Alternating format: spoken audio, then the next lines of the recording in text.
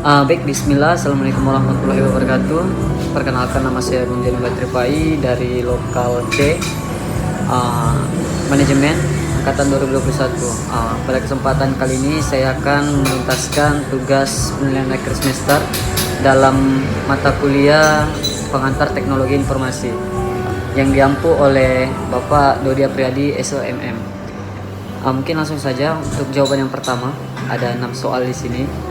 Soal yang pertama, jelaskan secara rinci bagaimana sebuah komputer memproses data dari input hingga output.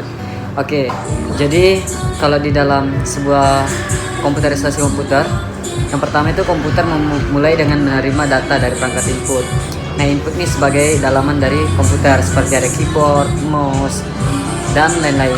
Nah, data tersebut kemudian disimpan dalam memori komputer, di mana CPU di sini sebagai sentral atau pusat otak komputer ini itu mengambil instruksi dan melakukan sebuah proses. Nah, proses inilah kita melakukan serangkaian kayak aritmatika, logikanya, dan kontrol pada data tersebut di komputer. Nah, selanjutnya hasil pemrosesan disimpan kembali dalam memori atau disampaikan kepada pengguna melalui perangkat output seperti apa, kayak layar monitor, ada speaker. Nah, data yang perlu disimpan juga dalam jangka panjang akan disimpan di perangkat penyimpanan. Nah, itu kan kayak seperti ada SSD, hard drive. Nah, dimana komunikasi antara komputer dan perangkat lain itu ada menjadi jaringan komputer yang memungkinkan pertukaran data secara sistematis antara berbagai sistem. Begitu dah yang pertama. Nah, selanjutnya yang kedua.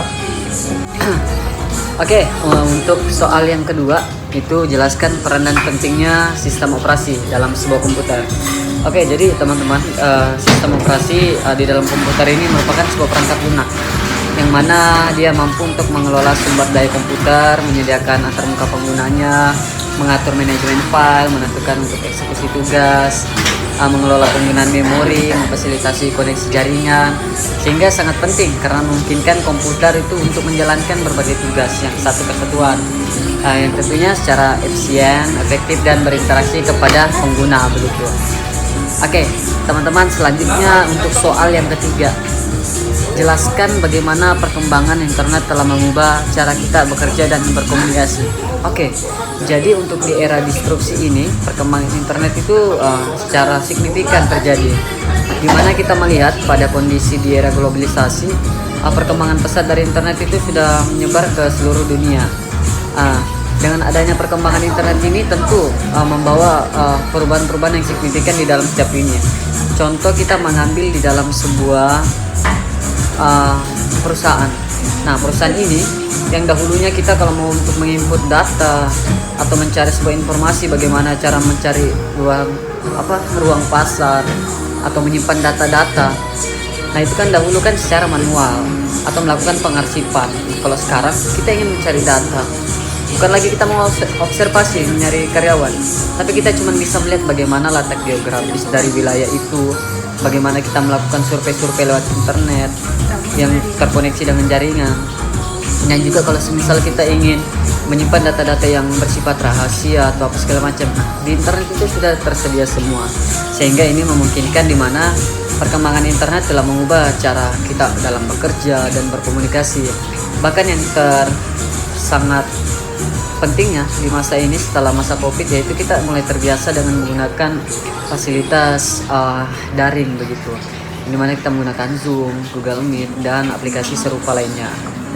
Oke, selanjutnya jelaskan konsep keamanan cyber dan mengapa hal ini menjadi semakin penting di era digital saat ini.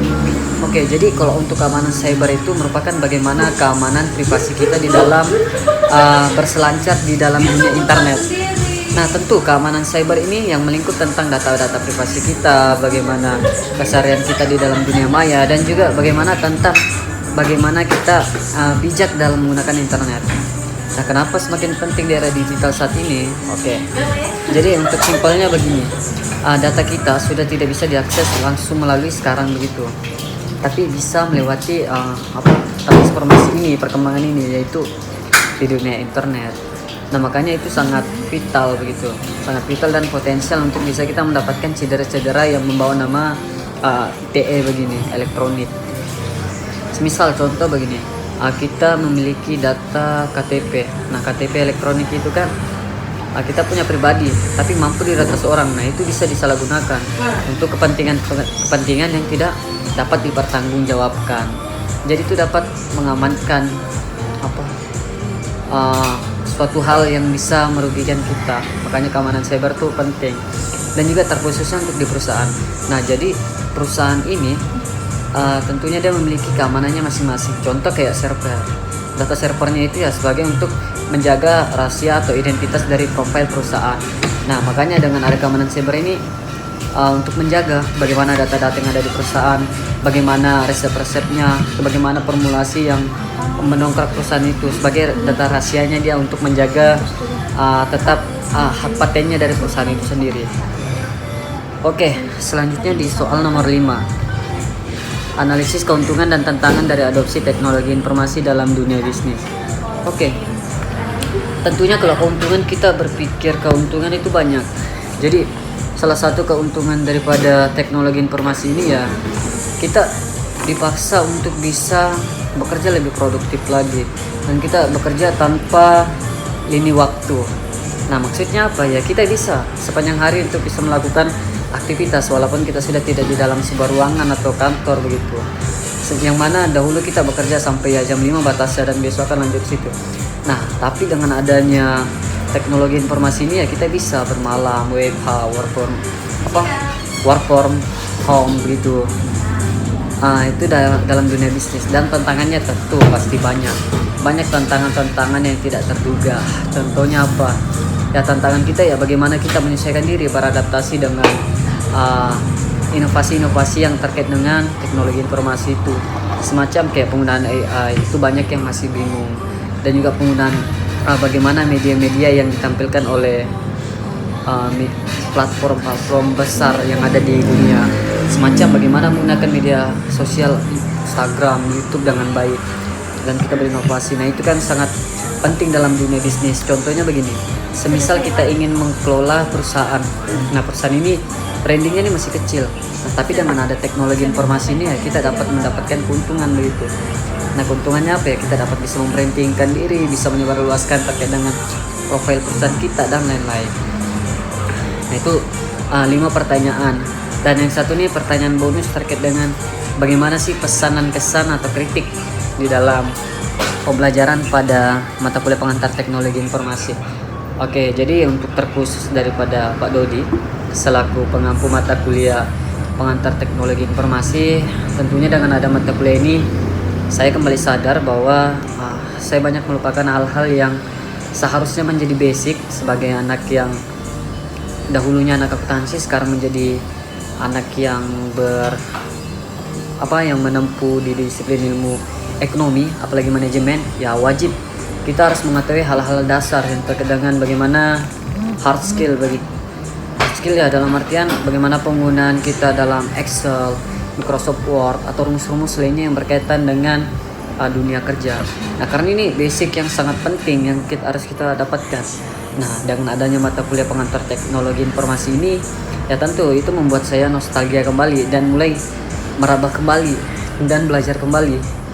Nah, tapi ya itu yang menjadi salah satu poin kenapa ya saya sangat menyenangi mata kuliah ini, karena kita dapat mampu merekam kembali memori yang telah hilang. Jadi untuk pesannya, semoga di semester depan kita dapat bertemu lagi di mata kuliah yang lain, dan juga semoga kita selalu diberikan kesehatan, panjang umur, dan sehat selalu. Dan semoga teman-teman semua yang telah menempuh mata kuliah ini dapat sukses untuk kedepannya dan bisa mendapatkan hasil yang terbaik. Mungkin sekian dari video yang saya buat kali ini, cukup singkat, tapi ya maknanya kita bisa nanti rumuskan lebih dalamnya lagi terkait dengan bagaimana alur komunikasi yang harus kita laksanakan. Begitu, dengan cara diskusi, bisa mencari referensi-referensi dari internet yang lain atau dari referensi di buku-buku dimanapun itu. Mungkin sekian dari saya, terima kasih. Assalamualaikum warahmatullahi wabarakatuh. Sudah.